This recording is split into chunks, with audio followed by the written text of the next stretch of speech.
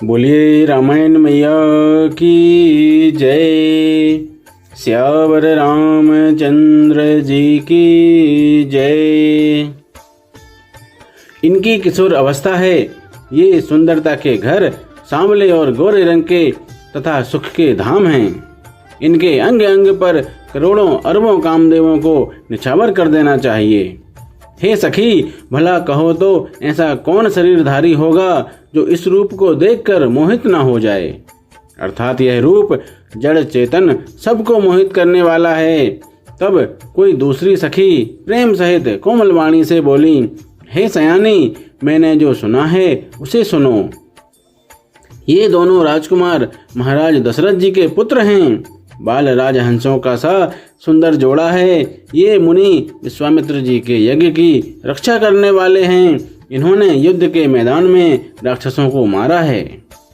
जिनका श्याम शरीर और सुंदर कमल जैसे नेत्र हैं, जो मारीच और सुबाहु के मधु को चूर करने वाले और सुख की खान हैं, और जो हाथ में धनुष बाण लिए हुए हैं, वे कौशल्या जी के पुत्र हैं। इनका नाम राम है।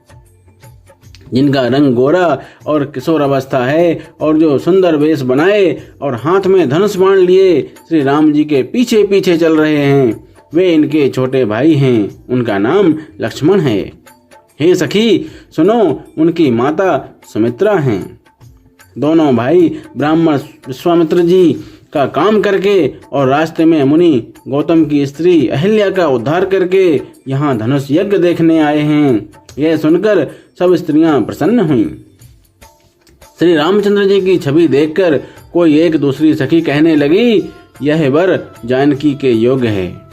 हे सखी, यदि कहीं राजा इन्हें देख लें तो प्रतिज्ञा छोड़कर हठपूर्वक इन्हीं से विवाह कर देंगे।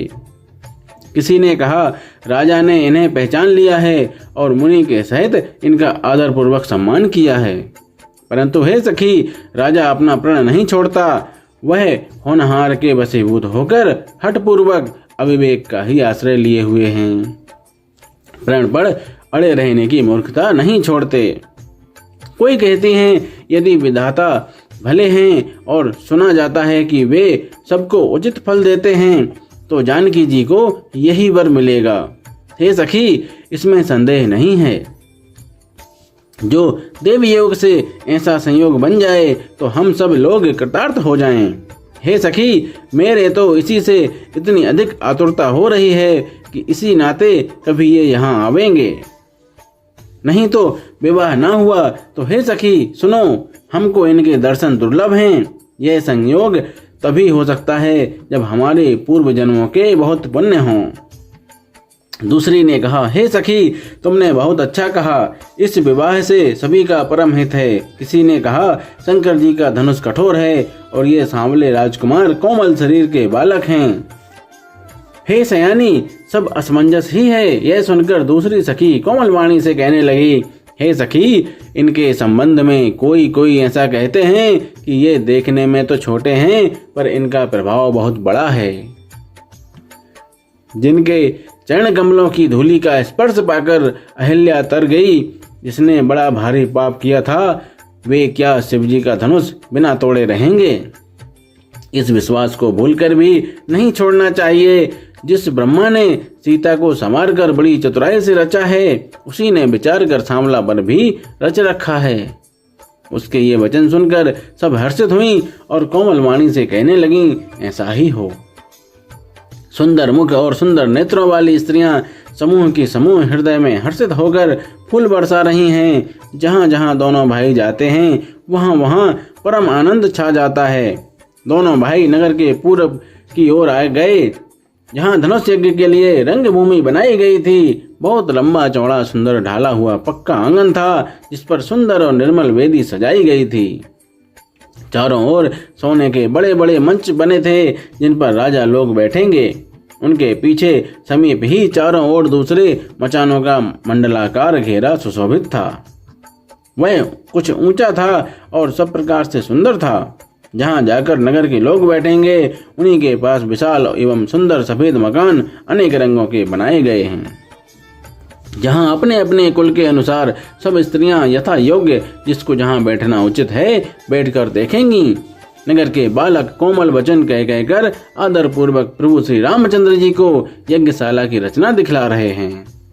सब बालक इसी बहाने प्रेम के वश होकर श्री राम जी के मनोहर अंगों को छूकर शरीर से पुलकित हो रहे हैं और दोनों भाइयों को देख देख कर उनके हृदय में अत्यंत हर्ष हो रहा है।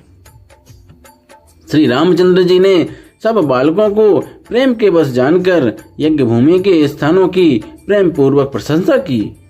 इससे बालकों का उत्साह, आनंद और प्रेम और भी बढ़ गया, जिससे वे सब अपनी अपनी रुचि के अनुसार उन्हें बुला लेते हैं और प्रत्येक के बुलाने पर दोनों भाई प्रेम सहित उनके पास चले जाते हैं।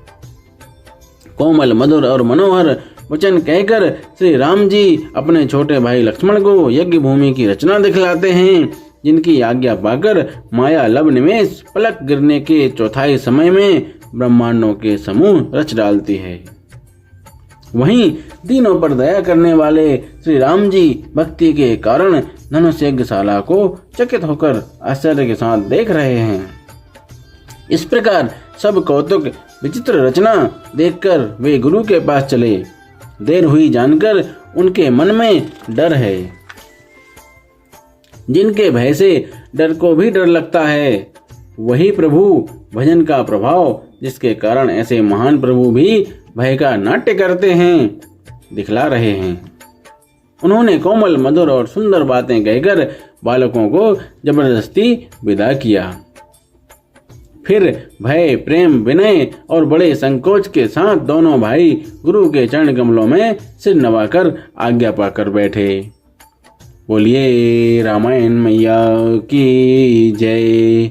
सियावर रामचंद्र जी की जय।